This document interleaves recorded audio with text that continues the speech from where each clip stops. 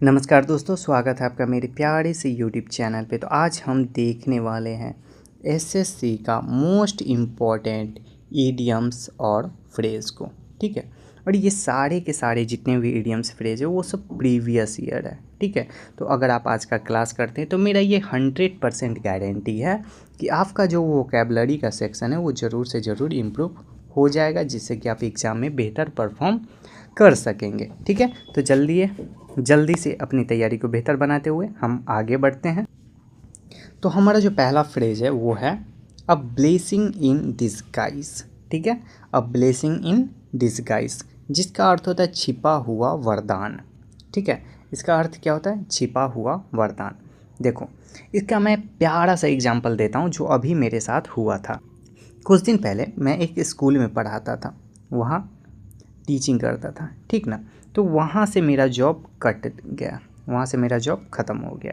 तो कुछ दिन तक मैं सोचता रहा कि भाई ये सब क्या हो गया, अचानक से सारा कुछ बदल गया। मैं बैठा हुआ था, मुझे कुछ समझ में नहीं आ रहा था। फिर एक कोचिंग की तरफ से मुझे ऑफ़र आया वहाँ पढ़ाने का, और सबसे अच्छा बात ये रहा कि यहाँ जितना मेरा पेमेंट मिलता था और यहाँ मैं 7 पीरियड्स लेता था, यानी कि 5 घंटे तक मैं क्लास करता था। ठीक है, कितने घंटे तक क्लास करता था? 5 घंटे तक। ठीक, और 5 घंटे तक क्लास करता था और 7 पीरियड लेता था। और इस कोचिंग में मैं 2 पीरियड लेता हूँ। ठीक है, और करीब 2 घंटे में सारा मामला साफ़ हो जाता है, और पेमेंट मुझे यहाँ से स्कूल से ज़्यादा मिलता है पेमेंट। ठीक है, तो इसलिए ये जो था ये मेरे लिए क्या था? अ ब्लेसिंग इन डिस्गाइज था।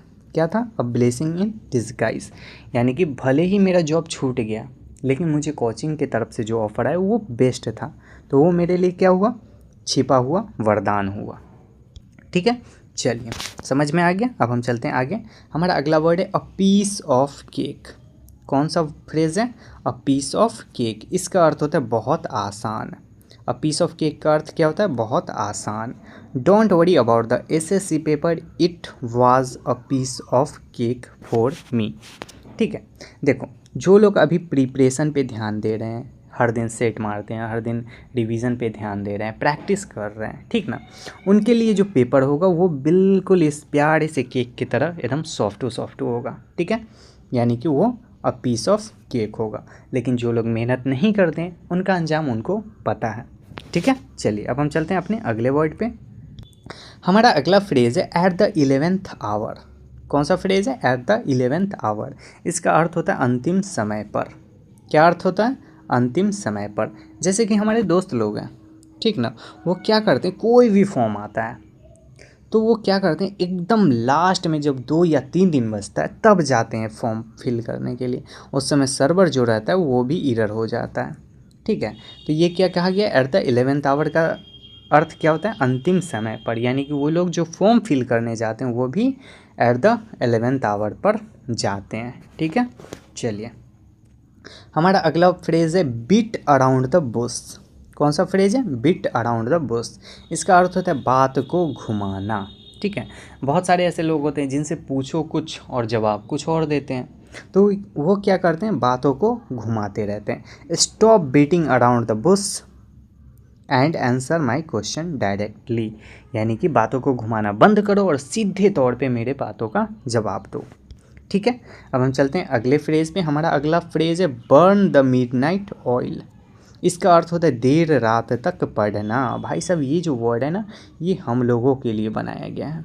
ठीक है, ये जो वर्ड है ये हम लोगों के लिए बनाया गया है, burn the midnight oil. Sorry, ये जो फ्रेज़ है ये हम लोगों के लिए बनाया गया।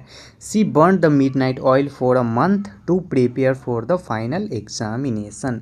अभी हम लोग भी वही करते हैं, बस कम से कम 4 से 5 घंटा तो हम लोग हर दिन पढ़ते ही हैं, प्रैक्टिस सेट बनाते हैं, रिवीजन करते हैं। तो अभी हम लोग क्या कर रहे हैं? देर रात तक पढ़ने का काम कर रहे हैं, बर्न द मिडनाइट ऑयल। और मैं भी पढ़ता हूँ यार, सब पढ़ते हैं। ठीक है, चलिए अब हम चलते हैं आगे। हमारा अगला वर्ड है कॉल इट ए डे। ठीक है, कॉल इट ए डे। इसका अर्थ होता है काम समाप्त करना। कॉल इट अ डे का मतलब क्या होता है? काम समाप्त करना। जैसे कि हमारा जो भी डेली का टारगेट होता है, ठीक है, अगर वो हमारा अचीव हो गया 4 से 5 घंटे में, तो उसे हम लोग क्या कहते हैं? कॉल इट अ डे, यानी कि आज का काम हमारा समाप्त हुआ, फिर कल के लिए नया टारगेट बनाते हैं, ठीक है। और ये बहुत ज़रूरी है टारगेट लेकर के पढ़ना, इससे हमारे अंदर डिसिप्लिन और मोटिवेशन दोनों बना रहता है, ठीक है। चलिए हमारा अगला वर्ड है क्राई ओवर स्पिल्ट मिल्क। क्या है? क्राई ओवर स्पिल्ट मिल्क, यानी कि बीती बात पर पछताना, ठीक है। जैसे कि यहाँ पे देखो ये प्यारा सा दूध गिर गया, अब इस पे लोग पछताएंगे। तो ठीक इसी तरह से अभी एग्ज़ाम आने वाला है, सबको पता है कि हम लोग का एग्ज़ाम अगस्त में होने वाला है। तो अभी प्रिपरेशन का टाइम है, अभी प्रैक्टिस का टाइम है, अभी रिवीजन का टाइम है। और जो लोग इस चीज़ को नज़रअंदाज करके इधर उधर रहते हैं, वो लोग का जब पेपर हो जाएगा तब रिजल्ट नहीं बनेगा, और रिजल्ट नहीं बनेगा तब वो लोग क्या करेंगे? क्राई ओवर स्पिल्ड मिल्क, यानी कि बीती बात पर पछताना। वो कहावत है ना कि अब पछतात का होई जब चिड़िया चुग गई खेत। तो वही हाल सबका होने वाला है। इसलिए अच्छा ये है, बेहतर ये है कि अभी हम लोग अच्छे से प्रिपरेशन कर लें, अभी हम लोग अच्छे से पढ़ लें, ताकि हमारा जो रिज़ल्ट है वो बेहतर हो सके, ठीक है। चलिए हमारा अगला है phrase hit the nail on the head, यानी कि इसका अर्थ होता है बिल्कुल सही बात कहना, ठीक है। Hit the nail on the head यानी कि बिल्कुल सही बात कहना। You hit the nail on the head when you identified the main problem, यानी कि आपने अगर किसी प्रॉब्लम को देख लिया है और सीधा उसके सॉल्यूशन पे बात करते हो, इसका मतलब क्या है? You hit the nail on the head, यानी कि आपने बिल्कुल सही बात कह दिया है, ठीक है। चलिए हमारा अगला फ्रेज है once in a blue moon. Once in a blue moon यानी कि बहुत कम, यानी कि कभी कभार, ठीक है। Since he moved London he visit us once in a blue moon, यानी कि वो जब से लंदन गया तब से वो कभी कभार हमसे मिलने आता है। और ऐसा हम लोग के साथ भी होता है, हमारे जितने भी फ्रेंड्स हैं, ठीक ना, उनका जब जॉब लग गया, वो जब ड्यूटी पे है, तो कभी कभार जब उनको ऑफ ड्यूटी होता है तब वो हमारे से मिलने आते हैं, ठीक है, तब हमारा मीटिंग होता है।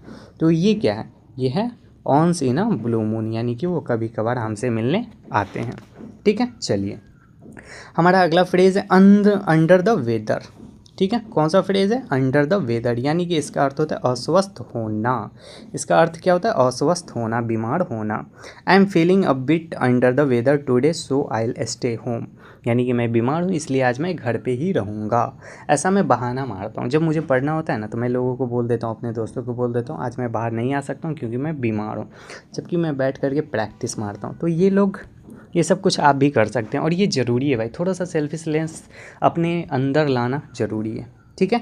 तो चलिए आज का हमारा क्लास यहीं पे समाप्त होता है। अगर आप चैनल पे नए हैं तो चैनल को सब्सक्राइब जरूर कर लीजिएगा, ताकि इसी तरह का वोकेबलरी का क्लास आप तक पहुंचता रहे और आपका वोकेबलरी इम्प्रूव होता रहे, जिससे कि आपका प्रिपरेशन बेहतर बनता रहे, ठीक है। चलिए थैंक यू सो मच।